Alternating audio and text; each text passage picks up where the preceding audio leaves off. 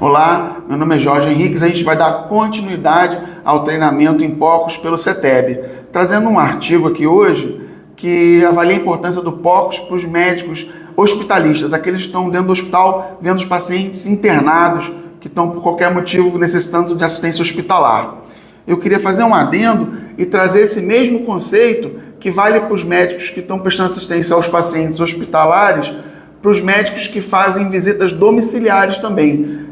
Parece dicotômico, mas não é não. É o mesmo conceito que a gente tem dentro do hospital, tentando acelerar a avaliação, melhorar nosso exame físico e não depender de terceiros para uma avaliação que pode ser feita por nós mesmos.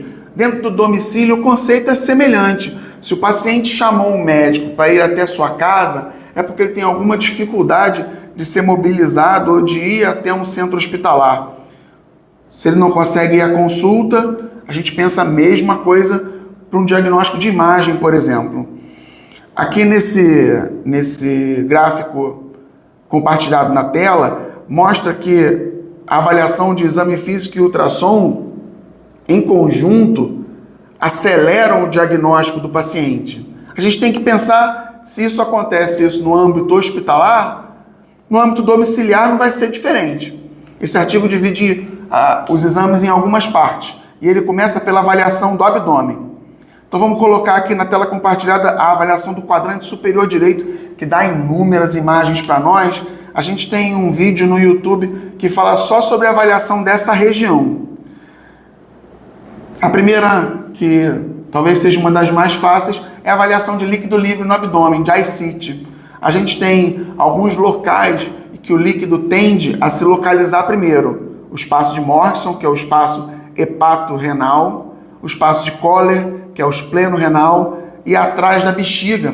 São os locais que o líquido é depositado, mesmo numa quantidade, num volume muito pequeno. De 100 a 200 ml já é o suficiente para nós percebermos esse líquido pelo ultrassom. O espaço de Morrison deveria ser uma linha branca, hiperecogênica, porque tem gordura.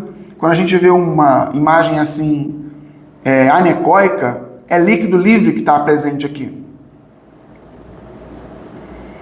Além disso, nesse mesmo quadrante superior direito ou no esquerdo, a gente já pode observar sinais de obstrução urinária, de hidronefrose.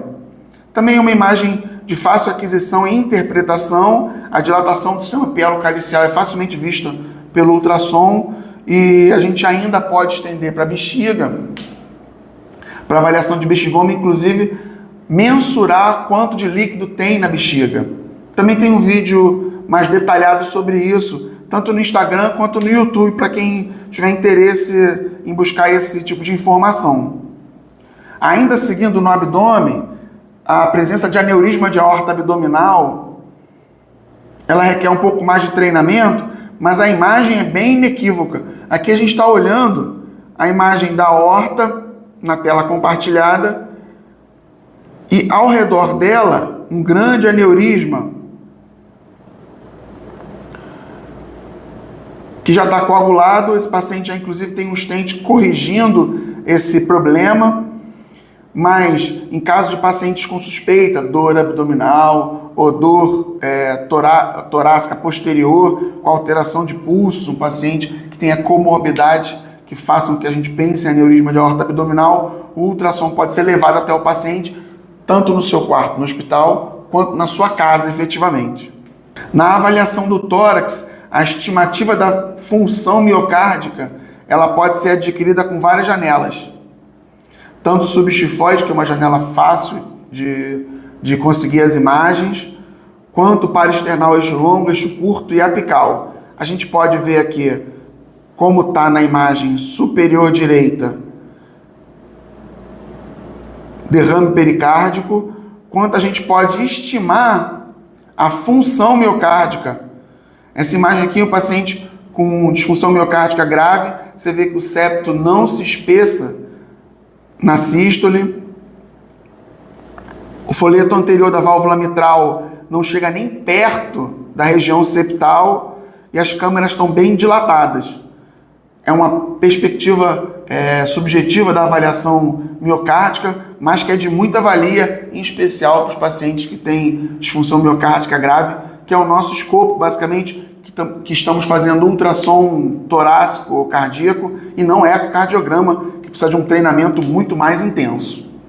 Na região torácica, se a gente juntar a região torácica e veia cava, então a gente observa uma série de coisas relacionadas à hemodinâmica do paciente e ao status volêmico dele.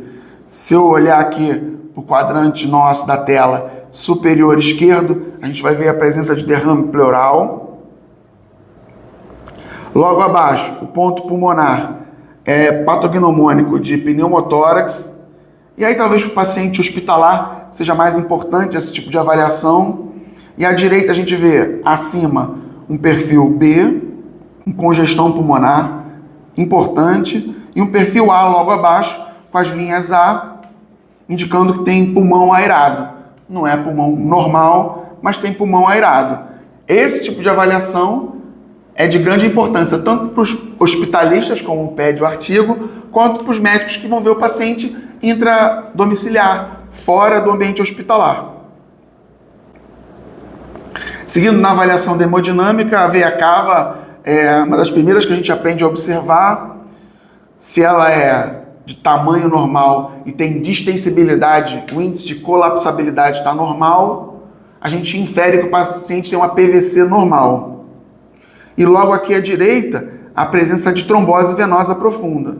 Pacientes que têm, em especial, suspeita de trombose venosa profunda, edema assimétrico, história clínica compatível, pacientes acamados, podem ser observados com ultrassom mesmo sem Doppler, para avaliar 2 ou 3 pontos que vão dizer se o paciente tem trombose venosa profunda, em especial o tipo de trombose que aumenta o risco de tromboembolismo pulmonar. Eu espero, sinceramente, que esse conteúdo ajude a melhorar a prática médica de todos nós. Obrigado.